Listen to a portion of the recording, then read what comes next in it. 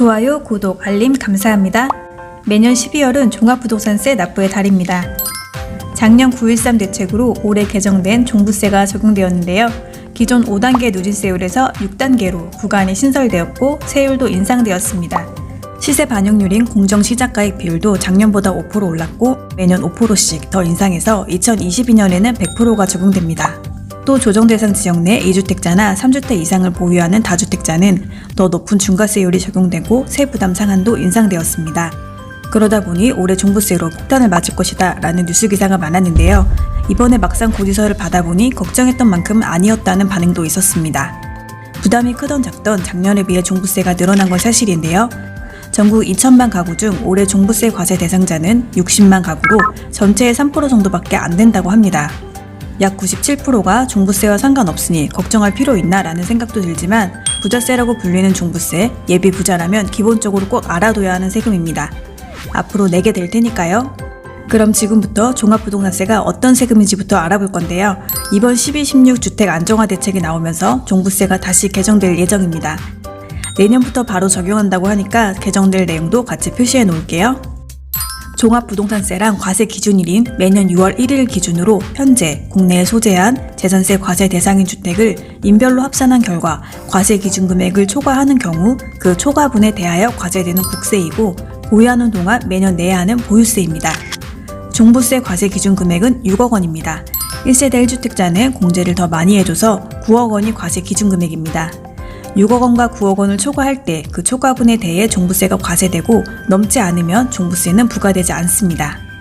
종부세 세율은 올해 0.5%에서 2.7%였고 다주택자는 중과세율이 적용됩니다.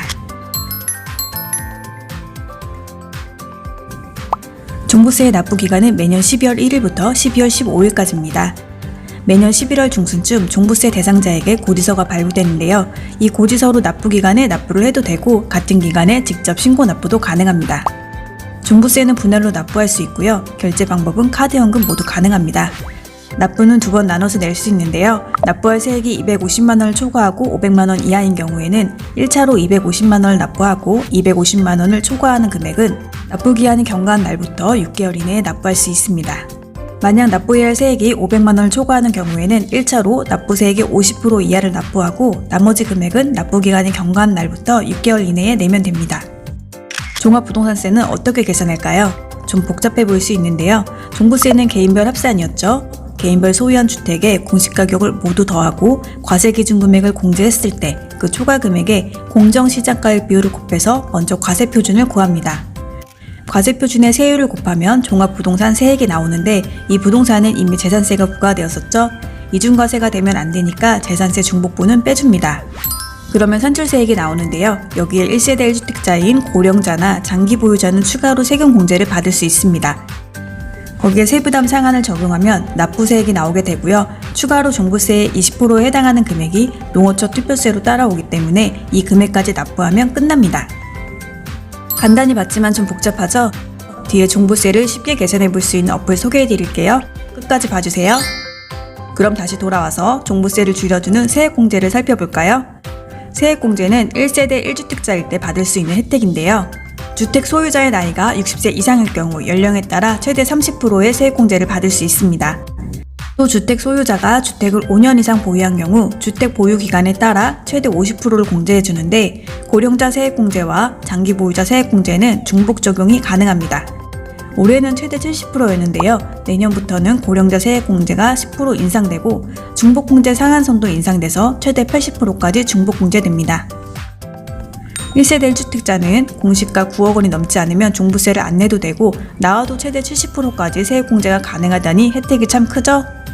그럼 여기서 말하는 1세대 1주택자의 기준은 어떻게 될까요? 1세대 1주택자란 거주자로서 세대원 중 한 명만이 주택분 재산세 과세 대상인 1주택을 단독 명의로 소유하고 있는 자를 말합니다. 1세대는 주택 소유자 및 그 배우자와 동일한 주소 또는 거소에서 생계를 같이 하는 직계 좀비속 및 형제 자매를 말하는데 같이 사는 가족 중 재산세가 나오는 사람이 나밖에 없어야 1세대 1주택자에 해당합니다. 예외적으로 혼인이나 동거봉양을 위해 합가한 경우 각각 1세대로 보아 1세대 1주택자 여부를 판단하게 되는데요. 혼인으로 1세대를 구성하는 경우는 혼인한 날부터 5년 동안은 각각 1세대로, 동거봉양으로 합가해 1세대를 구성하는 경우는 합가한 날로부터 10년 동안 각각 1세대로 봐서 1세대 1주택자 세제 혜택을 받을 수 있습니다. 그러면 1세대 1주택자의 주택수 판단은 어떻게 할까요? 종부세는 인별합산이기 때문에 개인이 가지고 있는 주택이 모두 합산되는데요. 주택을 여러 채 가지고 있어도 그 주택들이 합산 배제 주택에 해당하면 1세대가 소유한 주택수에서 제외되기 때문에 1세대 1주택자 적용을 받을 수 있습니다. 합산 배제 주택은 종합부동산세 합산 배제 요건을 충족한 임대주택과 등록문화재 주택이 해당합니다. 다만 합산 배제 신고한 임대주택 이외에 소유한 1주택에는 반드시 주민등록이 되어 있고 실제로 거주를 하고 있어야 합산 배제가 가능합니다. 이렇게 합산 배제되는 주택도 있다 보니 여러 채가 있다고 무조건 다주택자 중과 대상은 아닙니다. 세금은 정말 케이스 바이 케이스이기 때문에 세금은 세무사님에게 맡기는 게 확실하지만 대략적으로 확인해보고 싶은 생각은 들죠? 그래서 앞에서 말씀드린 것처럼 핸드폰에서 쉽게 계산해 볼 수 있는 어플을 지금 소개해 드릴게요. 어플 종류가 많은데요. 저는 이 어플을 가장 잘 쓰고 있습니다. 이름은 부동산 계산기고요. PC에서도 사용 가능합니다.